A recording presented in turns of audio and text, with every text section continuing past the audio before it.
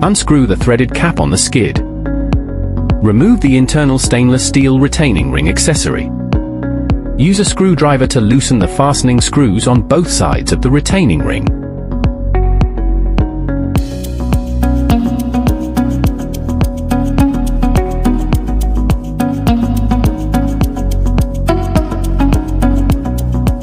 Mount the retaining ring on the camera's spring interface. Align the screw with a deeper groove face and retighten. Tighten the fastening screws on the other side as well.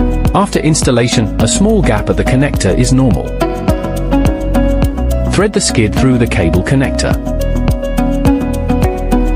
Align the alignment grooves of the cable connector and the camera. Then tighten the knurled nut clockwise. Secure the bracket front to the camera housing and tighten the rear cover.